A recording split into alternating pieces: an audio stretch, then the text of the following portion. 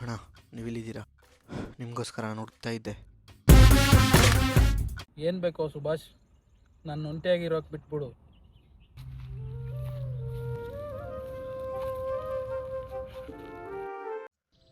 ಒಂಟಿಯಾಗಿರೋದಂದರೆ ಒಬ್ಬಂಟಿಯಾಗಿರೋದಲ್ವಾ? ಒಬ್ಬಂಟಿಯಾಗಿದ್ದರೂ ಯೋಚನೆಗಳು ನಿನ್ನ ಜೊತೆಗೆ ಇರುತ್ತವೆ. ಅವು ನೀನು ಯಾವತ್ತೂ ಬಿಡಲ್ಲ ಅಣ್ಣ. ನೀನು ಹೇಳೋದೇನೋ ನಿಜನೇನೋ, ಆದರೆ ಕೆಲವೊಮ್ಮೆ ಯೋಚನೆಗಳು ಶತ್ರುಗಳಾಗುತ್ತವೆ. ನಾನು ಹಾಕಿದ್ದೀನಿ, ಇದೆಲ್ಲ ಯಾಕೆ ಅಂತ ಅನ್ಕೊತೀನಿ ಅಷ್ಟೇ.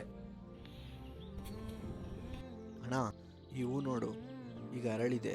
ನಾಳೆ ಇದು ಬಾಡಿ ಹೋಗುತ್ತದೆ, ಆದರೆ ಇದರ ಬೀಜ ಇಲ್ಲೇ ಇರುತ್ತದೆ. ಅದು ಮತ್ತೆ ಹೊಸ ಹೂವಾಗಿ ಬರುತ್ತದೆ. ನೀನು ನನಗಿಂತ ಚಿಕ್ಕವನು, ಆದರೆ ಇಷ್ಟು ದೊಡ್ಡ ಮಾತೆಲ್ಲ ಹೆಂಗೆ ಮಾತಾಡ್ತಿದ್ಯಾ?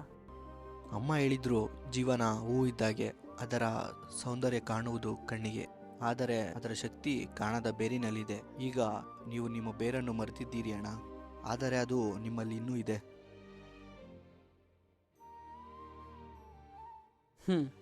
ನನ್ನ ಬೇರು ಅದು ಏನು? ನಾನೇನು ಸಾಧನೆ ಮಾಡಿಲ್ಲ.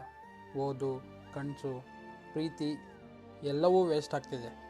ಸಾಧನೆ ಅಂದರೆ ಬೇರೆ ಯಶಸ್ಸು ಮಾತ್ರ ಅಲ್ಲ ಅಣ್ಣ. ಸಾಧನೆ ಅಂದರೆ ಇವತ್ತು ಬದುಕಿದ್ದೀರಿ, ನಾಳೆಗಾಗಿ ಹೋರಾಡುತ್ತಿದ್ದೀರಿ, ಅಷ್ಟೇ ಸಾಕು. ನನಗೆ ಗೊತ್ತು ನೀವು ಎಕ್ಸಾಮಲ್ಲಿ ಫೇಲ್ ಆಗಿದ್ದೀರಿ ಅಂತ, ಆದರೆ ನೀವಿನ್ನೂ ಓದುತ್ತಿದ್ದೀರಿ. ಅದೇ ನಿಜವಾದ ಸಾಧನೆ. ನಿಂಗೆ ಗೊತ್ತು?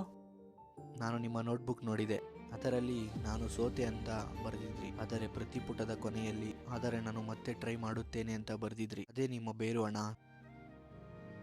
ಸುಭಾಷ್, ನೀನು ನನಗೆ ಒಂದು ಹೊಸ ಹೂವಿನ ಬೀಜ. ನಾನು ಮತ್ತೆ ಬೆಳಿತೀನಿ. ಹೂ ಬಿದ್ದರೂ ಬೇರು ಬದುಕೇ ಇರುತ್ತದೆ. ನೀವು ಬದುಕಿದ್ದೀರಿ, ಅದೇ ನಿಮ್ಮ ನಿಜವಾದ ಗೆಲುವು.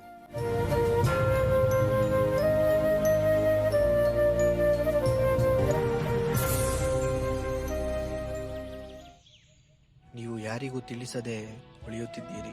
ನಿಮ್ಮ ಸಣ್ಣ ನಗು, ಸಣ್ಣ ಪ್ರೀತಿ ಯಾರೋ ಬರಿಯೇ ಬೆಳಕಾಗಿರಬಹುದು. ನಿಮ್ಮ ಹೃದಯದಿಂದ ಬೆಳಕು ಹರಿಯುತ್ತದೆ, ಅದನ್ನು ಮರೆಯಬೇಡಿ.